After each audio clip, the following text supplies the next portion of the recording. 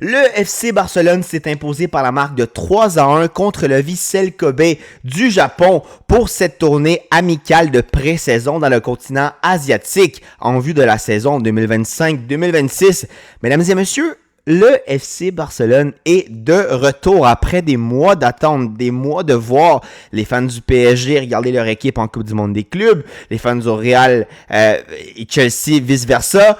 Moi, j'attendais que le flickball retourne depuis tellement longtemps que j'ai regardé un match complet du Barça contre Vissel Kobe. Honnêtement, moi, je regarde jamais les matchs amicaux, à part quand c'est les matchs de sélection de ma sélection nationale natale. Ceux du Barça, je les regarde jamais. Je me dis ça sert pas à grand chose. Je regarde des fois du coin de l'œil. En termes de highlight aussi, je les regarde. Mais là, j'avais pas le choix. Ça faisait trop longtemps que j'avais le goût de voir mon Barça.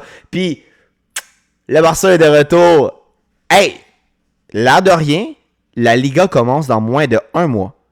Dans moins de 1 mois, on va revoir la deuxième ligue la plus compétitive du monde. Et surtout, le FC Barcelone de retour dans une compétition officielle.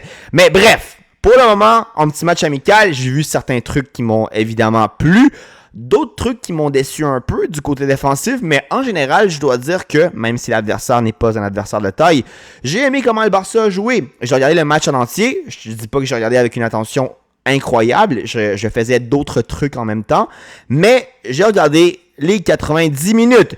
Puis en tant que tel, je ne veux pas faire une analyse détaillée du match. Je veux surtout aujourd'hui qu'on parle de certaines individualités qui faisaient leur première apparence pour l'équipe. Et en général, je pense que vous me voyez venir, c'est des apparences qui sont positives. Il y a une mouche d'ailleurs qui vole autour de mon setup. Je suis vraiment désolé si ça vous déconcentre. J'espère que elle sortira pas dans mes highlights TikTok de la semaine. Bref, parlons des individualités en tant que telles. Première personne que je vais mentionner, c'est Monsieur Marcus Rashford. Il a joué pendant un segment assez réduit, mais il a joué aujourd'hui.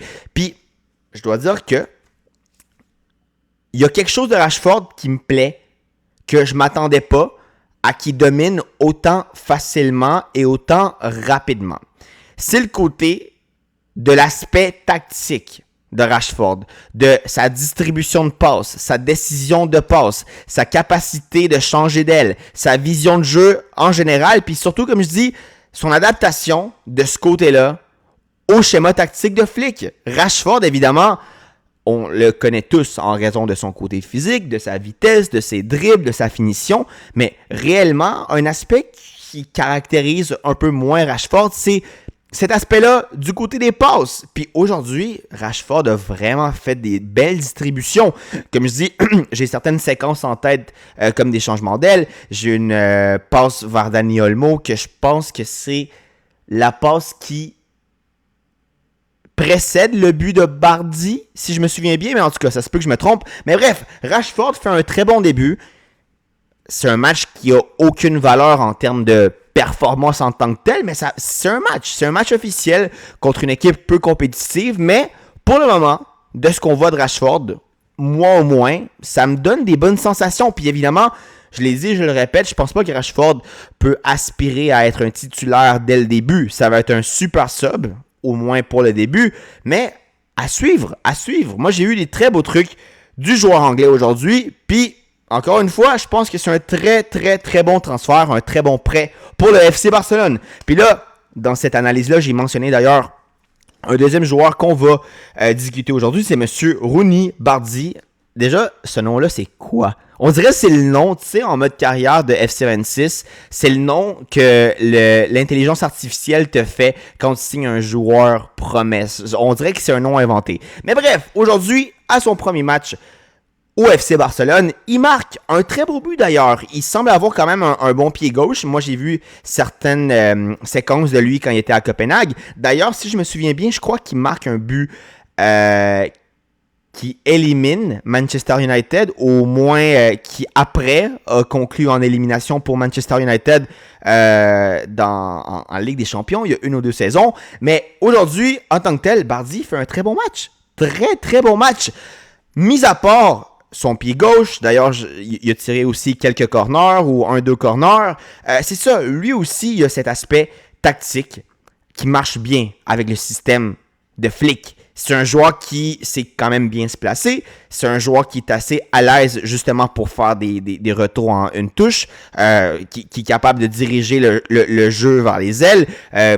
Quand il y a un overlap de Koundé, il est très capable de le voir puis faire une passe instinctive même pour distribuer le ballon. Donc, moi, de ce côté-là aussi, Bardi, mis à part, on va dire les trucs qui caractérisent les ailiers, comme la vitesse, comme la finition, comme les dribbles, ben c'est ça, le côté des passes, le côté tactique. Je crois pour le moment aussi que c'est un joueur qui a du potentiel pour s'adapter. Encore une fois, il ne faut pas sauter aux conclusions. Ça reste un match amical, ça reste un match contre une équipe peu compétitive. Donc, on prend ça avec un grain de sel, mais il y a du potentiel. C'est la chose que je vais dire. Ensuite de ça, tant qu'à avoir parlé des buts, on va parler du 3e but du FC Barcelone. Et c'est monsieur, on va prononcer le nom comme il faut, parce que ça se pourrait qu'on ait besoin de le prononcer ultérieurement. C'est monsieur Pedro Fernandez, un nouveau joueur de la Masia, 17 ans, 177 cm, 1m77, je sais pas pourquoi je l'ai dit en centimètres. Mais bref, il marque aujourd'hui un très beau but en volée. Puis honnêtement, mis à part le but, c'est un joueur qui, en termes de conduite de balle, en termes de aisance pour un joueur de 17 ans, c'est un joueur qui honnêtement me donne des petites sensations d'un joueur caractéristique de la Masia. Un joueur technique, un joueur assez agile, un joueur assez rapide, puis un joueur surtout, comme je dis, qui malgré son jeune âge, est capable d'être à l'aise dans un match officiel professionnel. Encore une fois, on ne saute pas aux conclusions. Ça va probablement être un joueur qui ne va même pas voir la première équipe cette saison. À suivre, hein, on ne sait jamais. On disait la même chose de Lamine Yamal il y a 2 saisons, puis regardez ce qui est arrivé. Mais, tu sais, un petit joueur comme ça, pour le regarder de loin, le convoquer pour des matchs de Coupe du Roi, moi, je crois que c'est un bon profil pour le Barça. En fait, un potentiel de profil pour s'adapter au Barça. Encore une fois, on ne saute pas aux conclusions. Mais il y a des petits trucs de lui, comme je dis, qui me rappellent le typique joueur caractéristique de la Masia.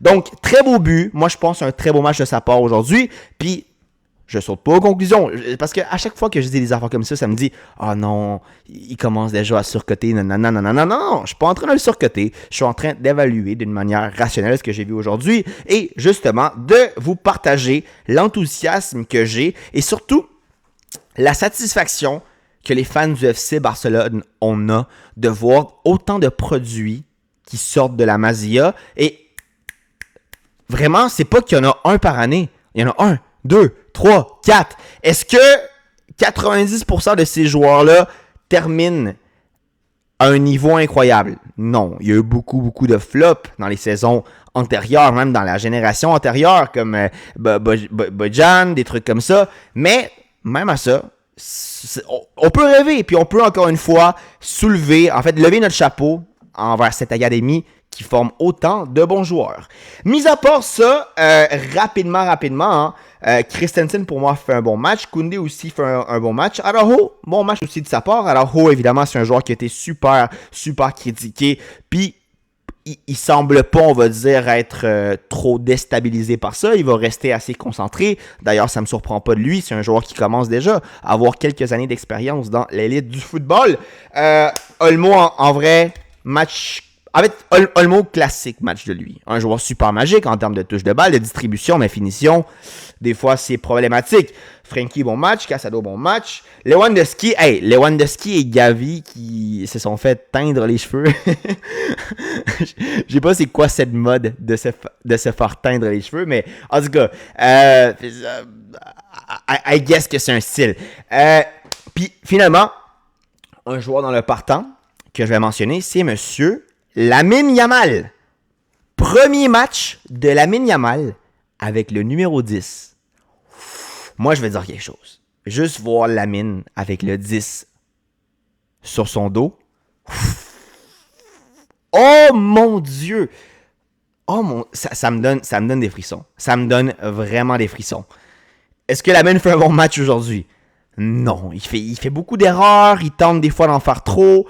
Évidemment, comme il ne faut pas surcoter les performances des joueurs que j'ai mentionnés antérieurement, faut pas non plus être trop sévère avec Lamine, c'est son premier match de la saison. Il y a beaucoup plus de pression qu'il avait la saison dernière, justement en raison du numéro qu'il porte derrière lui. Il fait pas un bon match, mais on ne veut pas commencer à le condamner parce qu'il y a tellement de polémiques qui ont tourné autour de lui. Des polémiques qui, selon moi, c'est des polémiques comme une autre. Écoute, il y a des trucs, évidemment, qui ne m'ont pas fait plaisir à lire dans les médias, mais qui sont accentués d'une manière démesurée juste parce que c'est Lamine Yamal. Moi, je ne suis pas inquiet en termes de ces polémiques-là. Moi, je crois que Lamine va rester concentré sur sa carrière. C'est un joueur qui, malgré son jeune âge, a démontré sa maturité. Et les polémiques qu'il a eues, c'était pendant des périodes de vacances. Quand tu es en vacances, tu fais ce que tu veux, mais il ne faut pas non plus faire semblant que « Ah, Lamine, c'est un ange. » Non, non, non. Ça reste un joueur qui a le monde à ses pieds à l'âge de 17-18 ans. Donc, évidemment, des fois, il va y avoir quelques slips, quelques petits trucs qui vont faire parler. Mais bref, Lamine ne fait pas un bon match aujourd'hui. Sans dire qu'il fait un mauvais match. Il y a des petits moments où il brille, mais en tant que tel, Lamine, à suivre. Hein. Il faut qu'il se réveille. C'est correct, c'est le premier match, mais à suivre. Ferran, pas grand-chose à dire. Koubarsi, pas grand-chose à dire. Quelques petites interventions comme ça.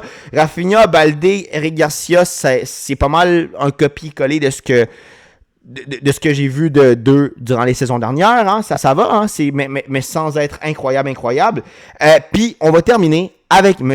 Joan Garcia, la nouvelle recrue du FC Barcelone, qui va probablement être le gardien titulaire, au moins pour le moment, parce qu'on sait qu'est-ce qui est arrivé avec Ter Stegen.